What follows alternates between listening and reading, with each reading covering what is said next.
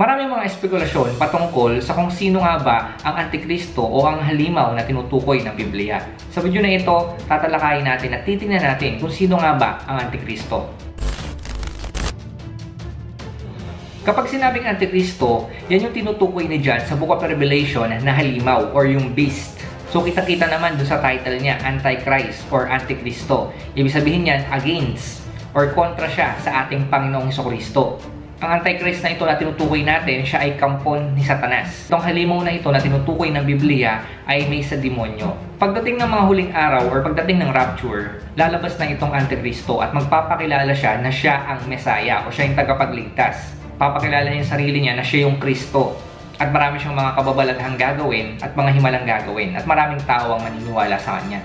So tatangkain niyang sirain lahat ng mga sumusunod sa Panginoong Jesucristo at higit sa lahat ang bansang Israel pagdating ng panahon. So ngayon tingnan natin yung ilan sa mga sinasabi ng Biblia patungkol dito sa halimaw na to o dito sa Antichrist na lalabas pagdating ng panahon. Ang sabi dito sa Daniel chapter 9 verse 27, ang haring ito ay gagawa ng isang matibay na kasunduan sa maraming tao sa loob ng isang linggo. Pagkaraan ng kalahating linggo, papatigilin niya ang paghahandog. Ilalagay niya sa itaas ng templo ang kasuklam-suklam na kalapastanganan. Mananatili ito roon hanggang sa waksan ng Diyos ang naglagay nito. So ito pong vision po nito ni Daniel, ito po yung 7 years of tribulation. At itong hari po na tinutukoy po dito, ito po yung Antikristo. So ito po yung propesya ni Daniel, doon pa lang po sa Old Testament na merong lalabas na Antichrist. At ito nga po yun, yung hari na tinutukoy niya po dito. Ang sabi naman po sa 2 Thessalonians chapter 2 verse 9 to 10. Paglitaw ng Suwail, taglay niya ang kapangyarihan ni Satanas. Gagawa siya ng lahat ng uri ng mapanlinlang na mga himala at kababalaghan. Gagamit siya ng lahat ng uri ng pandaraya sa mga mapapahamak dahil ayaw nilang mahalin ang katotohanan na makakapagligtas sana sa kanila. So yung Suwail po na tinutukoy po dito na papakita po ng mga kababalaghan at himala, ito po yung Antichrist. So manlilin lang po siya. Alam nyo naman po yan, sa first 3.5 years, meron siya mga panlilin lang na gagawin. At maraming tao ang mabibilib at susunod sa kanya. Basahin naman po natin yung Revelation chapter 6 verse 2. At nakita po ang isang kabayong puti na ang nakasakay ay may hawak na pana. Binigyan siya ng korona at siya ay umalis upang patuloy na manakop. So makikita po natin dito, yung nakasakay po sa puting kabayo, ito po ay Antikristo. Ang puti nagre-representa po ito ng kapayapaan. And sa first 3.5 years po ng tribulation, ipapamalas po nitong halimaw na ito ng Antikristo yung kapayapaan sa pamamagitan niya. Pero yun po ay panlilin lang. At kung mapapansin nyo po, nakasakay po siya sa puting kabayo, which is ganyan din po yung gagawin ng Panginoon Jesucristo pag bumaba siya dito sa lupa sa second coming. Nakasakay din po siya sa puting kabayo. So nakita nyo po yung panggagaya niya. Gagayahin niya po kasi ang Panginoong Jesucristo at paniniwalaan niya yung mga tao na siya yung Kristo. At marami siyang taong malilin lang pagdating po ng panahon na yun. Basahin naman natin yung Revelation chapter 13 verse 1. Pagkatapos ay nakita kong umaahon sa dagat ang isang halimaw na may 7 ulo at 10 sungay. May korona ang bawat sungay nito at sa bawat ulo ay nakasulat ang mga pangalang lumalapastangan sa Diyos. So ito pong verse po na ito, nagsasabi po ito at nagpapatunay na yung lalabas na Antikristo ay Gentile. So ibig sabihin po pag Gentile, hindi po Hudyo. Kasi po ang dagat po, sumisimbolo po ito ng Gentile nation. So nakita naman po natin sa binasa po natin, umahon daw po yung halimaw dito sa dagat. At yung dagat nga po, ito po yung Gentile nation. Ang 10 sungay po na nakita po ni John, ito po ay sumisimbolo naman po sa 10 nation or sa 10 mga kaharian dito po sa mundo po natin. Ang sungay po naman, sumisimbolo naman po ito ng kapangyarihan. So yung sungay po kasi alam naman po natin na yan po yung ginagamit ng mga hayop na may sungay upang gamitin nila na pang-atake. So ito na po yung nagbibigay sa atin ng hint ngayon. Nasa panahon po natin ngayon, ano po ba yung nation na makapangyarihan? Maaring dyan po lumabas yung Antikristo. So yan po yung katangian ng Antikristo po na lalabas pagdating ng panahon. So yan po yung sinasabi po ng Biblia. So dyan lamang po tayo titingin. Pero mga kapatid, maraming mga espekulasyon ngayon patungkol sa Antikristo na sinasabi nila na yung mga tanyag na tao ngayon, sila yung mga posibleng Antikristo o yung halimaw na tinutukoy ng Biblia. So sino-sino po ito na sinasabi po nila ng posibleng Antikristo? Simulan po natin dito kay Vladimir Putin. Siya ang kasalukuyang leader ngayon ng Russia na isa sa pinakamalakas at makapangyarihang bansa sa daigdig. Ang bansa rin ito ang nangunguna pagdating sa mga nuclear weapons. Sinasabi ng ilang mga Bible scholar na ang Russia ay nabanggit sa Biblia at ito ang tinatawag nila noon na Magog. Ang ibig sabihin ng Magog ay Prince of Rosh. Ang Magog daw ang sinasabi sa Bible na far north ng Israel. At alam naman natin na ang Russia ay nasa hilagangan ng Israel. Sinasabi ng mga scholar na may malaking part daw ang Russia pagdating ng tribulation. So sinasabi po nila na si Vladimir Putin daw po ang Antikristo dahil alam naman po natin na napakamakapangyarihan niya at marami po siyang pwedeng gawin. At hindi lang po yan, napakalaki po ng impluensya po ng tao na ito sa buong daigdig. Pangalawa, ang iba't ibang presidente ng Amerika. May ilan na nagsasabi na maaaring ang dating presidente na si Barack Obama, si Donald Trump o ang susunod na presidente ng Amerika ang Antikristo. Alam naman natin na ang Amerika rin ay napakalakas at napakamakapangyarihang bansa sa buong daigdig. Masasabi rin natin na napakalaki ng impluensya ng bansang ito. Wala naman nabanggit ang Bible na iba pang bansa bukod sa Israel pagdating ng katapusan. May nabanggit na Babylonia sa Book of Revelation at sinasabi ng ilang mga scholar na ang Babylon na tinutukoy ni John ay ang Amerika sa panahon natin ngayon. Ang Babylon ng panahon ng Bible ay talaga nga namang napakamakapangyarihan at napakalakas na maikukumpara sa bansang Amerika sa panahon natin ngayon. Pangatlo, si Bill Gates. Alam naman natin na si Bill Gates ang isa sa pinakamayaman sa buong mundo at pinakamaimpluwensyang tao rin dito sa ating mundo. Kaya sinasabi na siya ay pwedeng maging Antikristo. Maraming taong nabahala nung nalaman nila na sa pamamagitan ni Bill Gates ay magkakaroon ng vaccine. At yung vaccine na ito ay sa pamamagitan ng chip implants. Alam naman natin na ang tatak ng halimaw o ang 666 ay manggagaling sa Antikristo. Wala lang iba. Kaya sinasabi nila na maaaring si Bill Gates ang magiging Antikristo. Dahil nga sa issue na ito. May mga nagsasabi rin naman na yung Pope daw ngayon or yung maaaring susunod na Pope siya raw yung magiging Antikristo. So bakit nga ba sinasabi ng ilang mga tao na ang Pope ang posibleng maging Antikristo?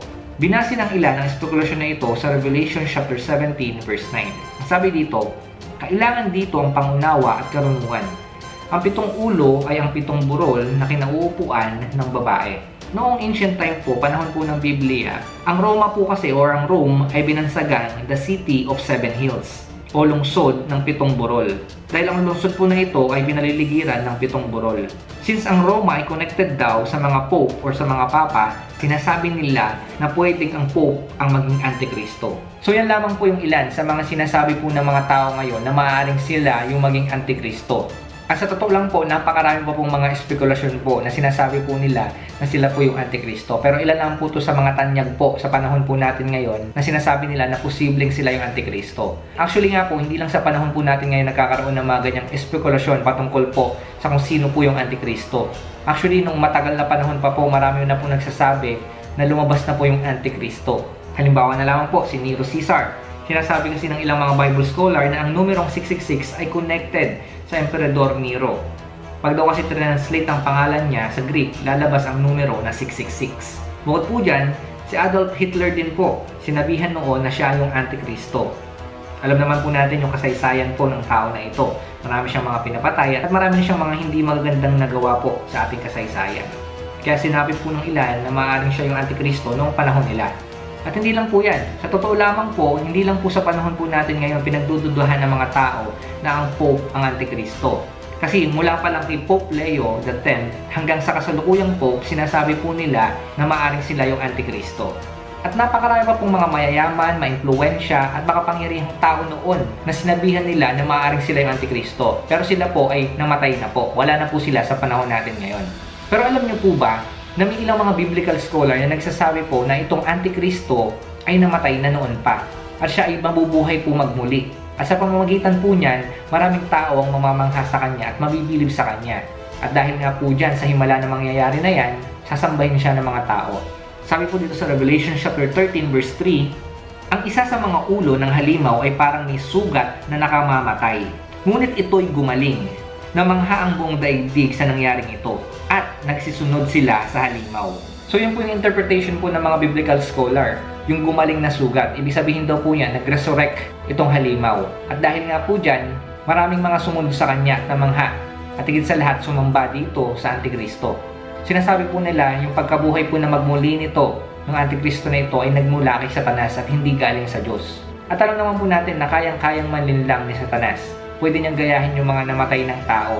Masasabihin niya na nabuhay itong tao na ito. Pero hindi naman po talaga. Wala po kasing kapangyarihan si Satan na magbuhay magmuli ng mga patay. kaya niya lang po manggaya. Kaya niyang gayahin yung mga namatay na.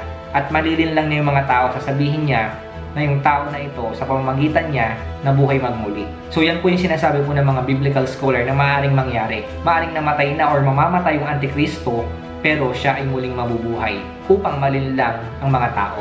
Alam niyo po mga kapatid, maraming mga espekulasyon at maraming mga pag-aaral patungkol po dito sa Antikristo. Pero alam niyo po ba na hindi po natin masasabi kung sino ba talaga yung tunay na Antikristo hanggat hindi po siya lumalabas, hanggat hindi po siya nagpapakilala. Kasi mga kapatid, hindi naman tayo pwedeng basta-basta mag-judge or magsabi na siya yung Antikristo or maaaring siya yung Antikristo, pero hindi naman. Ang Bible po, nagbigay po yan ng mga katangian patungkol po dito sa Antikristo na lalabas pagdating ng panahon. So dun lang po tayo tumingin.